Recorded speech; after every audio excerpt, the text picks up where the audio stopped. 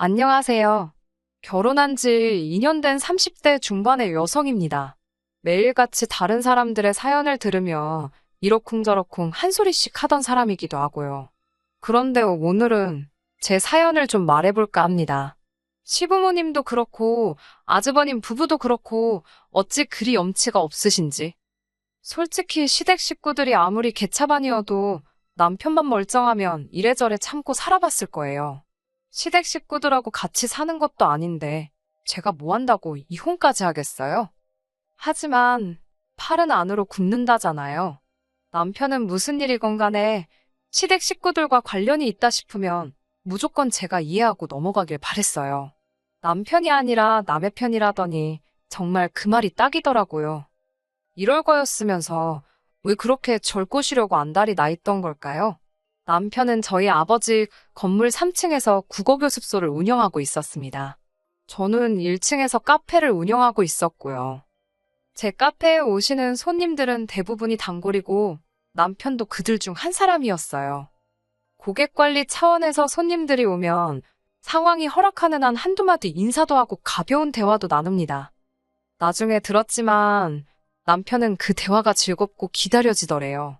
아무튼 몇 번의 대화로 서로 좀 친해졌다 싶었을 때쯤 나이 얘기가 나왔습니다. 제가 33이라고 하니 남편은 잠깐 놀라는 듯 하더니 자기도 33이라더군요. 꽤나 어려 보였기에 당연히 저보다 동생일 거라 생각했는데 의외였지요. 그게 거짓말이었다는 걸 알게 된 건 남편과 연인 사이가 되고 반년쯤 되었을 무렵이에요. 여행지에서 쓸 차를 빌리려는데 남편의 운전면허증이 필요했거든요. 그때 남편이 저보다 5살이나 어린 연하라는 걸 알게 되었습니다. 처음엔 당연히 헤어지자고 했어요. 5살 연하면 제 남동생보다도 어렸으니까요. 하지만 남편은 제가 너랑 나는 안 된다고 할수록 오히려 결혼하자며 더 저돌적으로 나왔습니다. 제가 어이가 없어서 그러면 한번 지금 가진 게 얼마나 되는지 말해보라고 했어요. 예를 들어 현재 얼마나 벌고 있는지, 모아둔 돈은 얼마나 있는지, 시부모님 재산 상태라던가 보통 사람들이 말하는 객관적인 조건들 말이에요. 남편의 수입은 월 300 정도였고 시부모님은 좋은 동네에서 월세로 살고 계시다 했습니다. 재산은 잘 모르지만 소일거리로 한 달에 100에서 200 정도 벌고 계신 걸로 안답니다. 위로 결혼한 형이 있는데 평범한 회사원이라고요.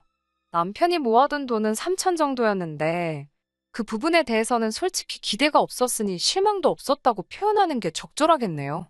저보다 5살이나 어린데다가 군대 갔다 오고 어쩌고 이런 거 저런 거 생각하면 오히려 3천을 모았다는 게 기특해 보일 지경이었으니까요.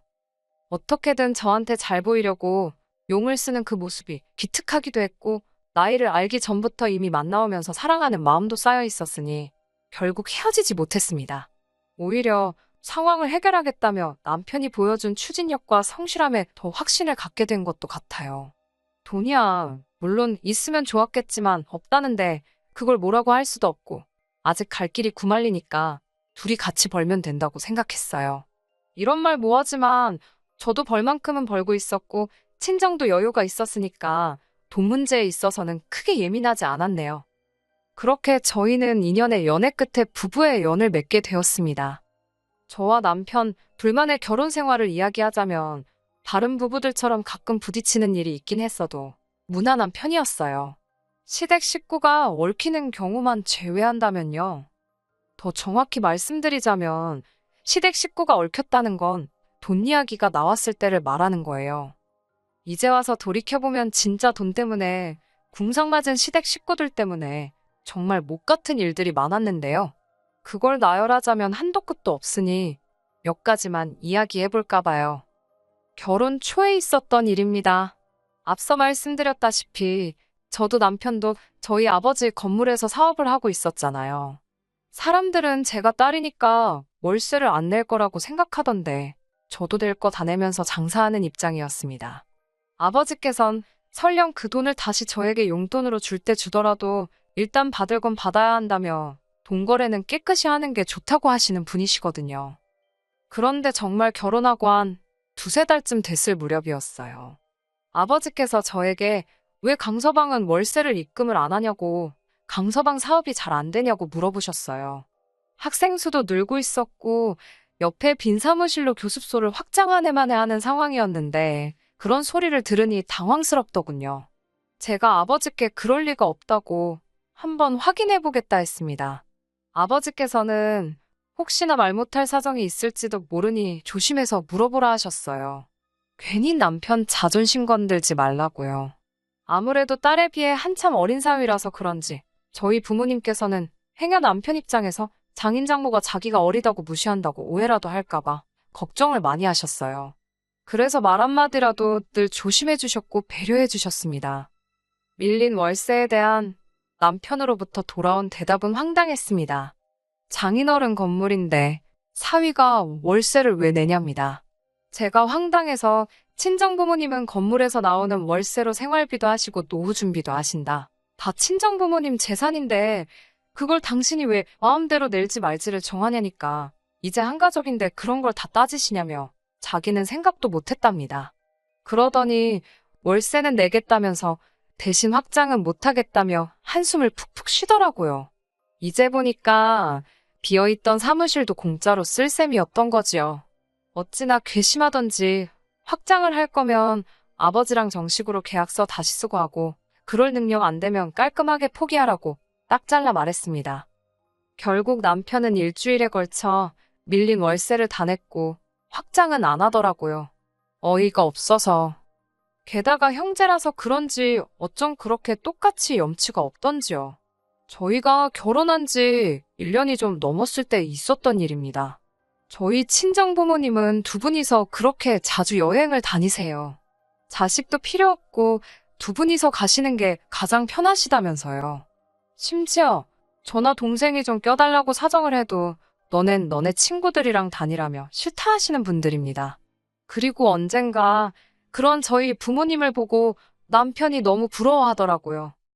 그래서 제가 어머님 아버님 결혼기념일을 맞이해 큰맘 먹고 제주도행 비행기 티켓하고 호텔을 예약해드렸습니다. 그런데 두 분께서 저희더러 같이 가자고 하시더군요. 노인네 둘이 가서 무슨 재미가 있냐면서요. 좋아하시면서도 걱정하시는 모습을 보니 차마 싫다 소리는 못하겠더라고요. 결국 저희 티켓하고 호텔도 추가로 사기로 했습니다. 그때 남편이 갑자기 생각났다는 듯이 한번 아주버님과 형님에게도 갈 생각이 있는지 물어보자더군요. 아주버님께 전화를 걸었습니다. 상황 설명을 하고는 어떻게 하시겠냐 물으니 그럼 이참에 당신들도 애들 데리고 같이 가고 싶다 하시더군요. 저는 그럼 제 계좌로 추가 금액을 보내달라 했습니다. 제가 한 번에 카드로 긁겠다고요. 그러자 아주버님께서는 잠깐 말이 없으시더니 어머님 아버님 티켓은 누가 사냐고 물어보시더군요. 순간 아주버님이 보태시려고 그러시나 싶어서 제가 사는 건데 부담 갖지 마시라 했습니다. 아주버님네보다는 저희 쪽이 형편이 낫기도 했고 처음부터 제가 해드릴 생각으로 벌인 일이니 부담 주고 싶지 않았거든요. 그런데 아주버님 입에서 나온 말은 전혀 뜻밖이었습니다. 기왕 제가 쏘기로 한 거 기분 좋게 다 쏘랍니다. 누구 건 내주고 누구 건 안 내주고 좀 치사한 것 같다면서요. 황당해서 저한테 지금 아주버님네 비행기하고 호텔을 전부 다 내달라는 거냐고 되물으니 자기네 사정에 100만 원은 지금 좀 무리랍니다. 그래서 못 가시면 아쉽지만 어쩔 수 없지 않냐고 다음에 같이 가자고 했어요. 잠깐 말이 없던 아주버님이 남편을 바꾸라고 하더군요. 저도 더는 상대하기가 싫어서 그대로 남편에게 전화를 넘겼습니다. 전화기를 들고 있던 남편의 표정이 점점 똥 씹은 표정으로 바뀌더라고요. 그때 전 남편도 저와 똑같은 마음일 거라고 생각했어요. 그래서 저렇게 기분이 나쁜 거라고 아주버님이 정말 뻔뻔하고 염치가 없어서요. 하지만 전화를 끊고 남편은 오히려 저에게 화를 내기 시작했습니다. 형네 사정 뻔히 알면서 돈 100만 원 가지고 왜 그렇게 치사하게 구냐고요. 우린 100만 원 없어도 안 죽지만 저쪽 집은 죽는답니다. 제가 죽긴 뭘 죽냐고. 그리고 그 정도로 없으면 안 가는 게 맞지. 내줘도 내가 내주고 싶으면 내주는 거고 안 내준다고 욕하는 거 보니까 안 내준다고 말하길 잘했다 싶다고 저도 받아쳤습니다. 그러자 남편이 한다는 소리가 아주버님 볼 면목이 없어서 자긴 제주도 안 간다더군요. 저더러 혼자 시부모님 모시고 다녀오라면서요. 그래서 제가 됐다고 그럼 어머님 아버님 두 분이서 가시게 하던가 당신이 혼자 모시고 가라고 나는 그렇게는 안 간다고 했습니다. 이건 뭐 돈은 돈대로 쓰고 욕은 욕대로 먹고 기분 더럽다고요. 그러자 남편은 끝까지 한다는 소리가 그럼 제 티켓 사려던 돈은 현찰로 달랍니다. 가서 경비로 쓴다나요. 너무 화가 나서 진짜 구질구질하다고 제가 소리를 빽 질렀어요. 그제서야 남편도 쫄았는지 정신이 들었는지 그만 떠들고 치그러지더군요. 며칠 동안 아무리 생각해봐도 이렇게 뻔뻔할 수가 있나 어이가 없더라고요. 솔직히 결혼 초부터 가족끼리 외식을 가든 나들이를 가든 조금만 돈 든다 싶으면 아주버님네가 이리 빼고 저리 빼고 그러는 게 눈에 빤히 보였어요. 그렇지만 저희와 달리 애들도 있고 아주버님도 외벌이니 오죽하겠나 싶어서 그냥 모르는 척하고 저희 부부가 대부분 부담하고 있었거든요. 저희라고 돈을 쌓아놓고 살아서 그런 게 아니라 그냥 가족이니까 배려를 하고 이해를 한 거지요. 그런데 언젠가부터 아주버님은 저희의 호의를 너무 당연하게 생각하셨나 봅니다. 정말 호의가 계속되면 호구가 된다더니 제가 딱 극골나게 생겼더군요. 결국 제주도 사건 이후로 아주버님네와 정확히 반반씩 부담하기 시작했습니다. 그나마도 처음엔 제가 내고 계좌로 보내달라 하니까 몇 날 며칠 말로만 보내준다 해놓고 안 보내고 질질 끌길래 요새는 아예 카운터에서 나눠서 긁어달라고 하는 수준에 이르렀지요. 하지만 이런 이유로 이혼을 결심한 건 아닙니다. 정말 결정적인 사건은 따로 있었어요. 얼마 전에 있었던 일입니다. 평범한 주말이었는데 아버님께서 같이 삼겹살이나 구워 먹자며 저희 부부를 오라 하셨습니다. 이전에도 몇 번이고 이런 식으로 자리를 만들어 아주버님네와 화해 아닌 화해를 시키시려는 시도를 하셨기에 이번에도 그런 자리겠거니 생각했어요. 말이 좋아 화해지 저희더러 그만 뻗대고 굽히고 들어가라는 거였는데 당연히 제 입장에선 그럴 이유가 없었기에 늘 서로 감정만 더 상하는 일이 비일비재했습니다. 아버님도 참 포기를 모르신다 생각했지만 이번에도 모르는 척 알겠다고 했습니다. 하지만 이번엔 달랐습니다. 시댁에 도착했을 때 아주버님과 형님은 왔다 간 건지 아니면 안 온 건지 어쨌든 자리엔 없었고 아버님 어머님은 이미 꽤나 취해 계셨어요. 술이 약한 남편이 먼저 피곤하다며 자러 들어갔고 저도 따라 들어가려 했지만 아버님이 당신 말이 안 끝났는데 어딜 가냐며 저를 주저앉히시더라고요. 이후로 2시간 가까이 아버님의 연설을 듣고 있었는데 갑자기 이야기가 이상한 쪽으로 흘러가기 시작했어요. 뜬금없이 아버님께선 저더러 섭섭하다셨어요. 완전 비꼬시는 말투로 너는 친정도 잘 살고 너도 돈 잘 벌고 좋겠다고 그렇게 너만 잘 먹고 잘 살면 좋냐고요. 이건 뭐 쌍시옷만 없었지 거의 면전에 욕하시는 것 같더라고요. 그러더니 저더러 너네 친정부모는 집도 2개라 좋겠답니다. 당신들은 월세 내는 것도 빠듯하다면서 저희 친정부모님이 남한테 그걸 전세 줄 게 아니라 당신들 좀 살게 해주면 얼마나 좋겠냐고요.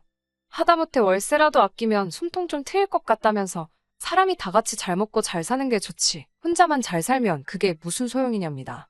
어머님 아버님께서 전세금만 있으시다고 하면 당연히 살게 해드릴 수 있지요.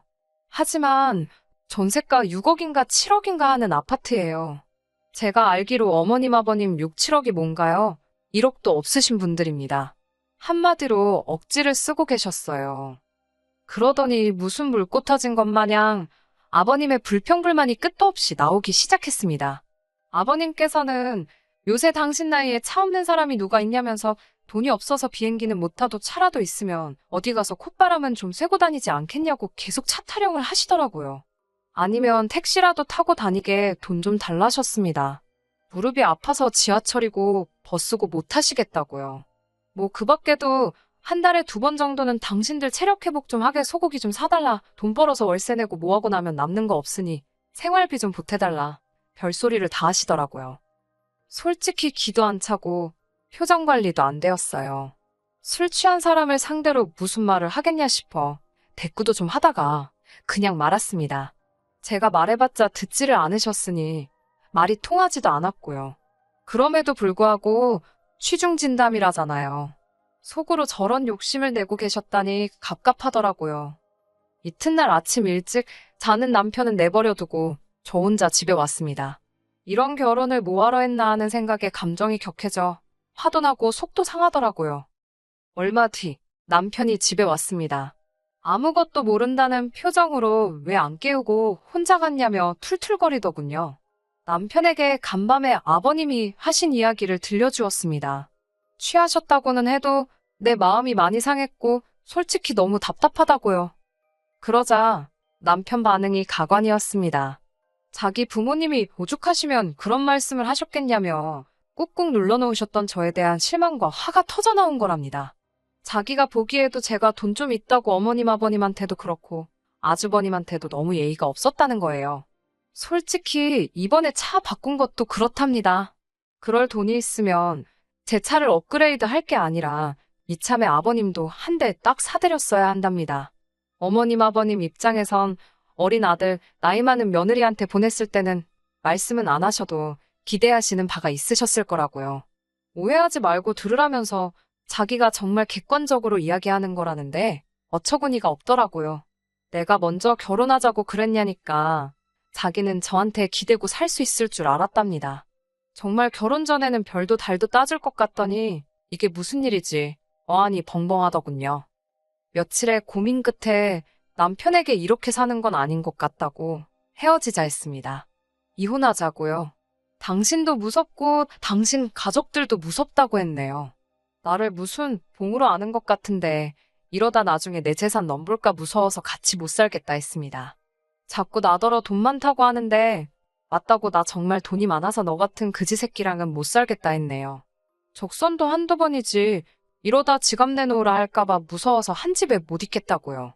친정부모님이 부부간의 말 함부로 하지 말라고 상처된다고 못 주워 담는다고 항상 말 조심하라 가르치셨는데 막말로 말조심이고 나발이고 말이 칼날이라면 남편 가슴을 갈기갈기 찢어놓고 싶은 심정이었습니다. 남편은 이혼해봤자 제 재산의 반이 자기 거라며 자기는 손해볼 거 없다는 멍청한 소리를 떠들어대더군요. 제가 나이도 어린 게 까불고 있다면서 세상 일이 그렇게 네 생각대로 굴러가질 않는다고 어디 좋은 변호사 한번 찾아보라 했습니다. 저희는 그렇게 결국 남남이 되었습니다.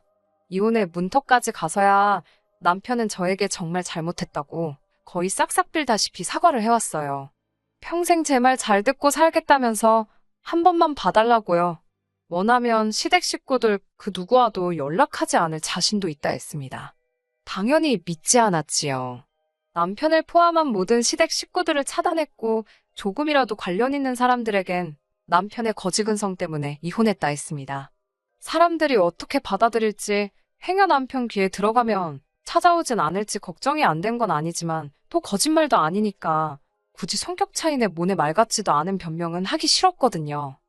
비록 이혼녀 딱지를 달게 되었지만 인생 공부 한번 세게 했다 생각하고 털어버려야겠지요. 아, 그리고 지난달에 남편 사무실 계약 기간이 끝났거든요. 친정아버지께서 공실로 놀리는 한이 있어도 너한테는 안 내준다며 계약 연장 안 받아주셨습니다. 남편은 아무리 그래도 남의 밥줄 가지고 이러는 게 어딨냐고 치사하다고 생난리를 쳤지만 이제 남남인데 알게 뭐래요. 밥줄이 이어지든 끊어지든 걔가 물어가든 제 할 바는 아니잖아요. 이참에 남편이 정신 차리고 철 좀 들면 좋겠네요. 인생은 실전이라는 것도 좀 배우고요. 끝까지 들어주셔서 감사합니다. 오늘의 사연은 여기까지입니다. 구독과 좋아요, 알람 설정 부탁드리고 더 좋은 사연으로 다시 찾아뵙겠습니다. 감사합니다.